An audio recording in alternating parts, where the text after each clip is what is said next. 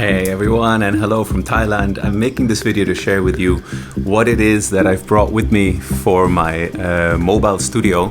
And to give you an idea of why I chose these units, if you've watched this channel before, then you know I took a very minimalist setup when we traveled to Tulum last year. I basically just had two controllers and my laptop, and that turned out to be a mistake. I realized that just making music with controllers only was not so fun for me anymore. So this time I brought quite a bit more gear, also because this time we're traveling longer. Let me show you what this is, how it's hooked up, what it works like, and I hope it may inspire you when you go traveling yourself, and also maybe guide your choices when you go out there, that you don't take gear that at the end turns out to be uninspiring, which is what happened to me. All right, let's switch over. When my missus saw this, she's like, you have issues, man, I can't believe you took all this. And she's kind of right.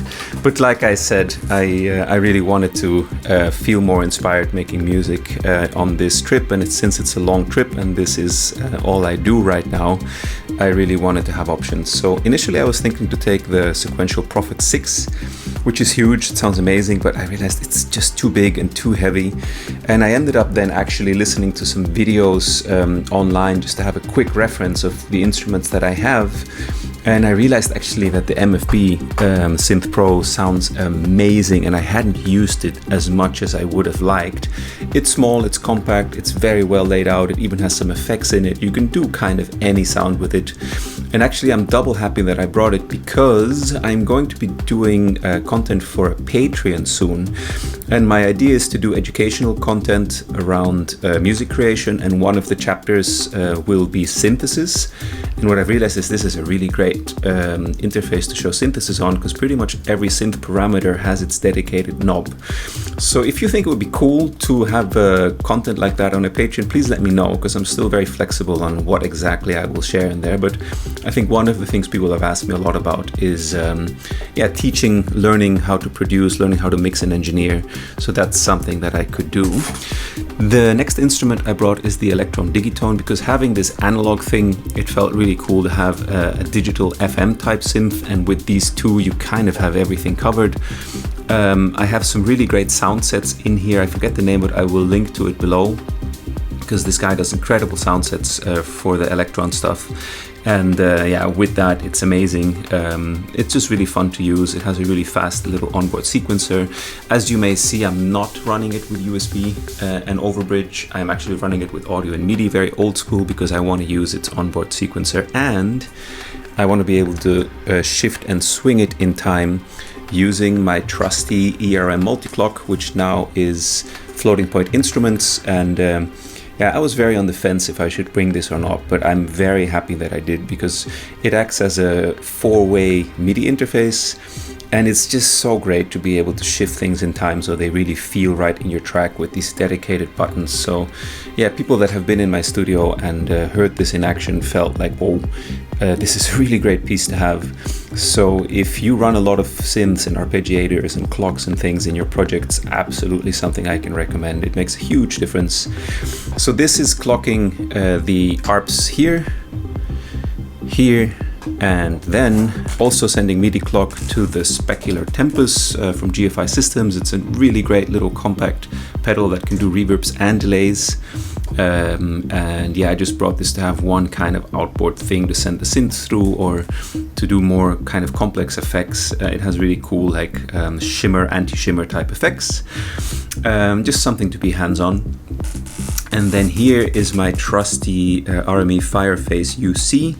I would have preferred to bring my Presonus Quantum, because it has much lower latency, and I think it sounds, well, I'm sure it sounds a bit better. I used to use this for years when I used to play my live set in the Goa scene, and I know how it sounds. It's very hard, it's very direct, doesn't have kind of a lot of, how would we say, elegance to its sound, but it's super reliable. It has 8 in, 8 out on a very compact footprint, So this was the right interface for me to bring, because the PreSonus Quantum 2 that I have only has 4 in, 4 out, and actually that wouldn't have been enough for this setup that I'm running. So I'm very happy to have that. Then there's a Arturia Beatstep Pro, which I just love to sequence drums and bass lines with. It's very central to my workflow, and again, this is being clocked off of the multi-clock. Somewhere hidden here is also an Oxy Instruments Oxy One. Actually, not quite sure where it's landed right now, but it's floating around here somewhere. But I haven't gotten that into it yet, because I've been working on the track that you hear in the background while I've been here, and just been focused more on adding a few things in with my normal keyboard, which is it's landed over here. Just a sec, let me take it out. And this is this very cool thing from, what are they called, CME something or other.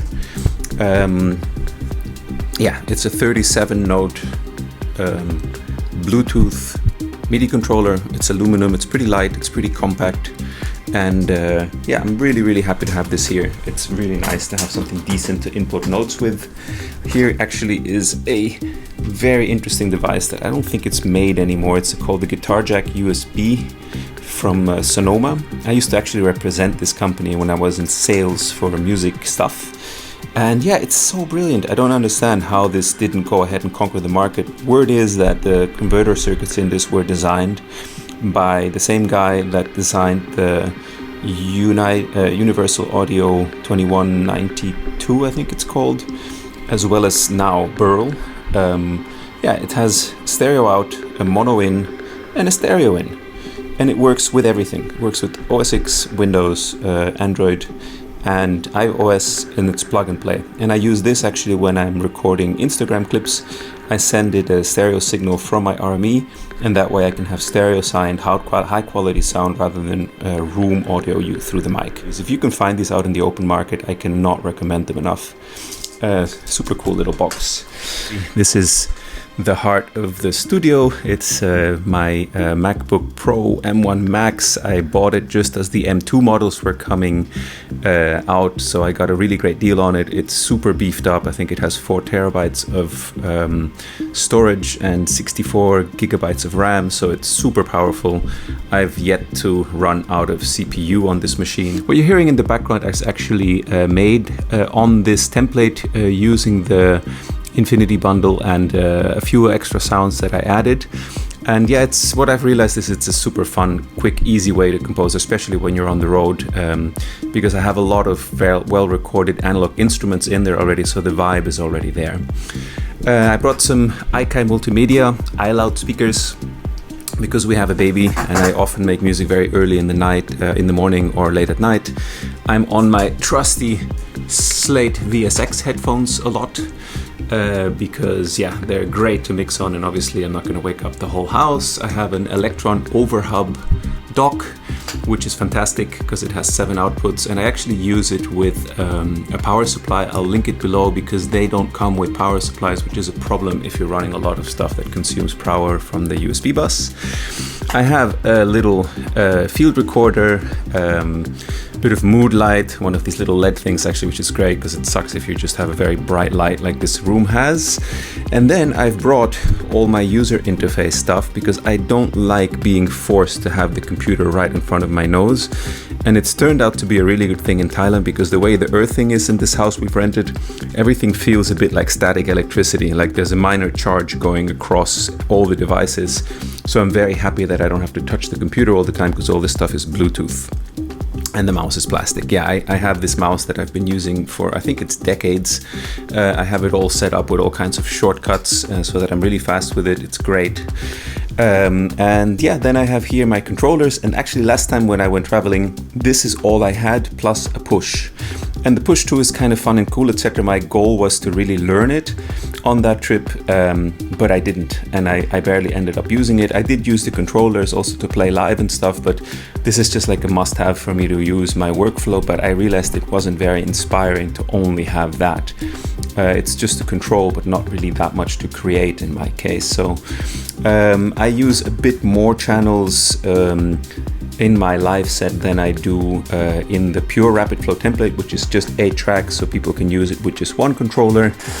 I have this extra little one, which is something that I saw Ben Böhmer doing. I thought that was really smart. It has hi-hat up, hi-hat open, hi-hat 16, percussion, a track which is called extra, because there's always some weird sound in a track that you don't really know what to place it in. It's not something in my template, so I put it there. Groove is for toms. One distorted sound, I don't tend to use those much, so there's always just one track, and that I know if something in the track is kind of crunchy, then it goes there, and then a vocal. The rest here is exactly like the Rapid Flow template. I think down here is a few little pieces hidden still. It's a Universal Audio UAD and a little external SSD type thing, to like one of these M2 drives that I use for streaming certain things on, like videos get put on there and stuff, so I don't fill up my hard drive too quickly. And that's it. You have now seen everything. This is what I'm using out here. It all came over here in a pretty massive suitcase, which is what you see right here. This is one of these clamshell type suitcases from Samsonite.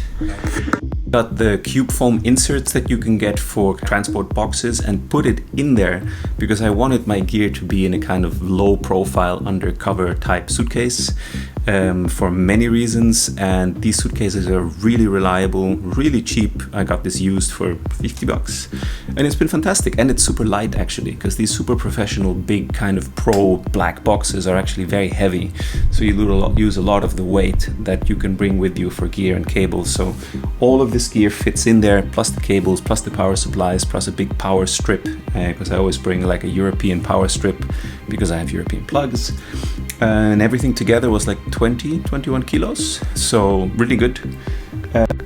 So just to be complete, I dug out the Oxy one from my bag where it sits to be protected from my little guy, because when he sees these things he's always all over them, and this one's kind of a bit more sensitive because it's mobile and he likes to grab it and run away with it, because yeah, this is also a Bluetooth device and it's not as stable obviously as when you're running it via MIDI again, which it's also getting MIDI from the multi-clock. Well, it's actually MIDI, it's CV clock.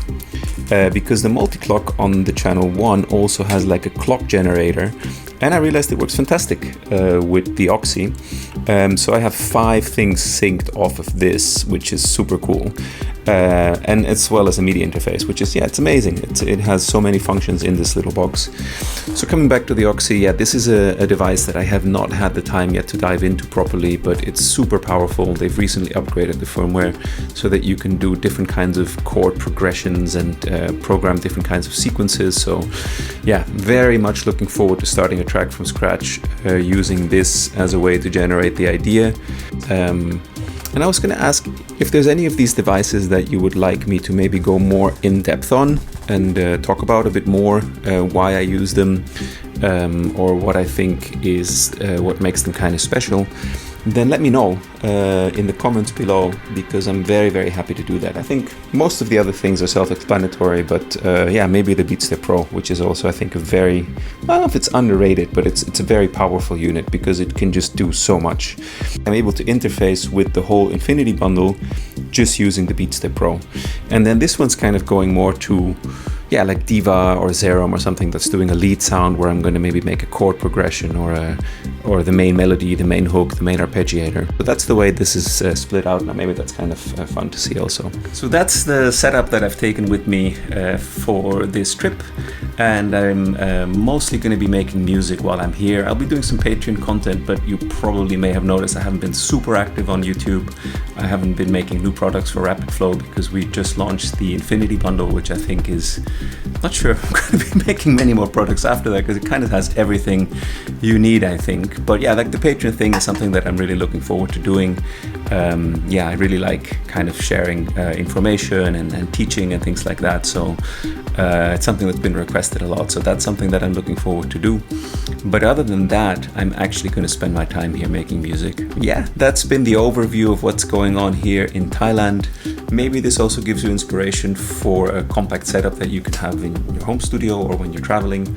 I look forward to your comments and feedback. And yeah, I'll see you on the next one. Bye bye.